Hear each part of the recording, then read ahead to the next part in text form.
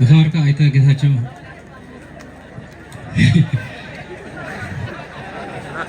ጌታቸው የለን ዝኸበርካ ኣይተ አማኑኤል አሰፋ ምክትል ፕሬዚደንት ጊዜያዊ ምምሕዳር ትግራይ ዝኸበርካ ህዝቢ ትግራይ ዝኸበርኩም ስድራ ሰውኣትና ዝኸበርኩም ጉዳት ኣካል ኩናት ትግራይና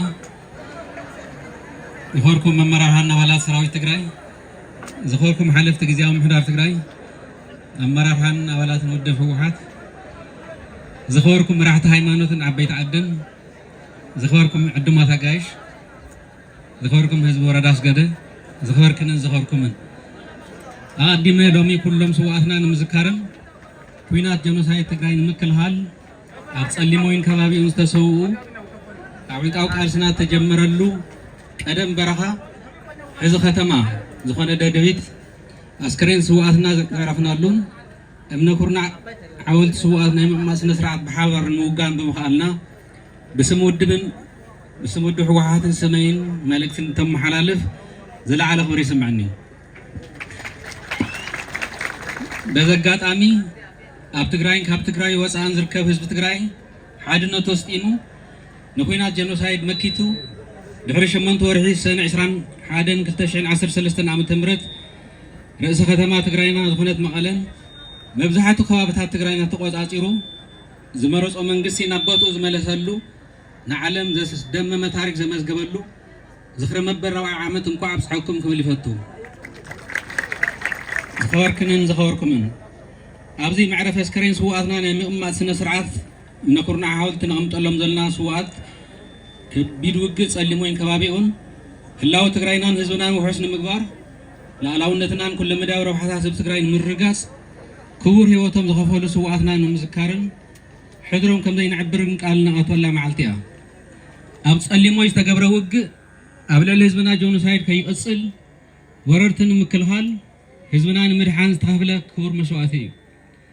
ኣብዚ ውግእ ጸላኢ ልዑል ኪሳራ ተሸኪሙ ዝሃደመሉን ዝተበታተነሉን ብኹናት ንህዝቢ ትግራይ ከጥፍእ ሲትረፍ ከምበርክክ ከምዘይኽእል ደጊሙ ክሓስብ ካብ ዝገበሩ ውግኣት መኸተና ሓደ ዝጥቀስ ታሪካዊ ውግእ ጸሊሞይን ከባቢኡን እዩ ኣብዚ ናይ ምክልኻል ውግእ ዝተሰውኡ ብፆትና ካብ ኩሉ ዓይነት ዕድመ ፆታ ከባቢ ዝርከብዎም መርኣያ ሓድነት ትግራይ ኮይኖም ጭርሖኦም ትግራይ ትስዕር እዩ ነይሩ እዞም ብፆት ህዝቢ ትግራይ ብዓለም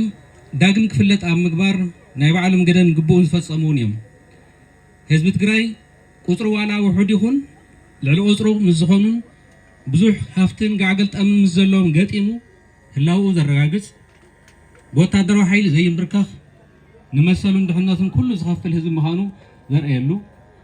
ኣብ ከይዲ ሰላም ክመፅእ ሰዋእትና ግቡኦም ፈፂሞም ዝሓለፉ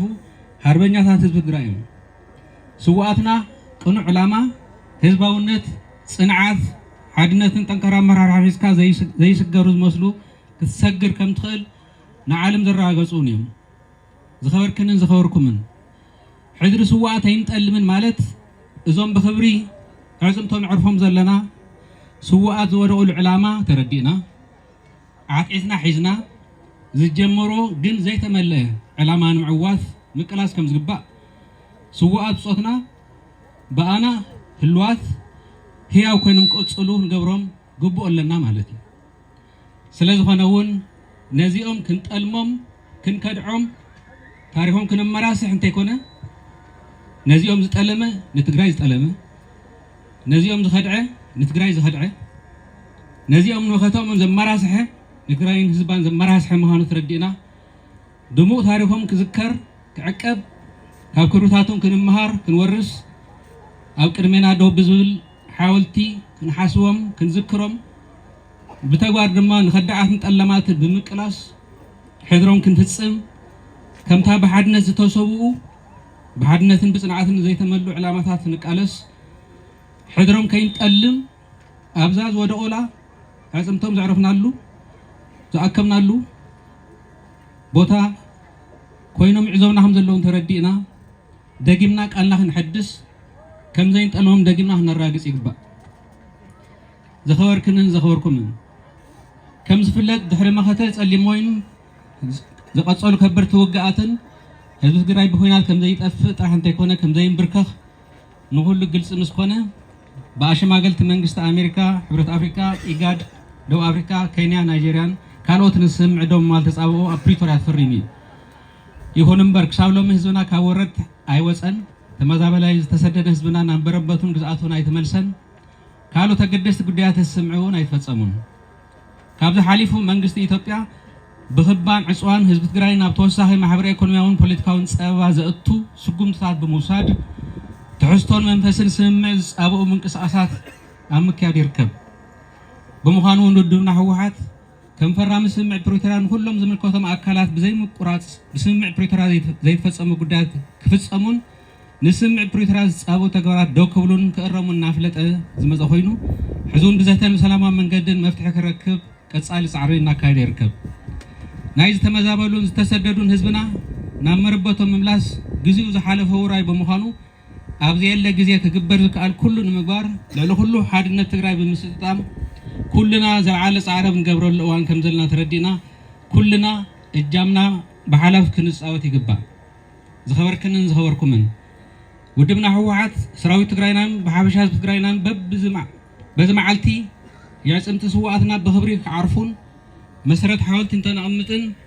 كوينه دلينا انت يكونس لالاون اجزاتنا وحسن مغبارن تمزابلتنا بمسرت سمع بروتران وملاسن حادنتنا حيلنا سلامون بوليتيكاون قالسنا نقصل مخاننا كل فتاوي قالسنا اندلاي سلامنا دغيمناون نزها ندلي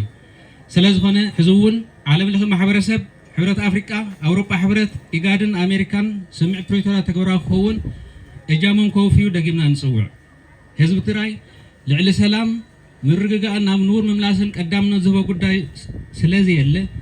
سلامنا زو حسو منقساسات مس كلهم حزبታት ዘሳልጥ ሰላም ከባብና ዘጠናኸረ እንበር ኣብ ልዕሊ ማንም ህዝቢ ዘቀንዐ ሸርሒ ከም ዘይኮነውን ክፍለጥ ይግባእ ሕድሪ ስዋዕትና ይንዕብርን ክብርን መጎስን ጅጋን ስዋዕትና ትግራይ ትስዕር ይቕኒልኝ ብዝና ዓለመራ ንቀበሎም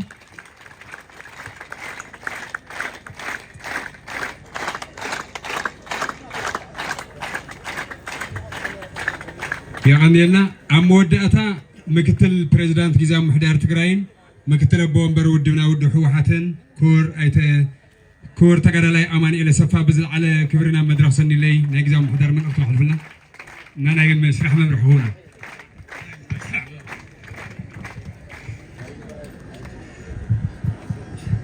زغيرك دكتور دبرزين جبر ميكائيل أبومبر ودنا زوايا نحرنا تجراي زغيرك تجرى جنرال فسا كيدانو حلفي بيرو سلام سلطان تجراي زغوركي تجرى تفتلور قبل زاوير حلفي توانا بي صحفت ودبنا زوايا نحرنا تجراي زغوركا تجرى ولد ابرها قبل صادق ام حداري زوا سمين معراب تجراي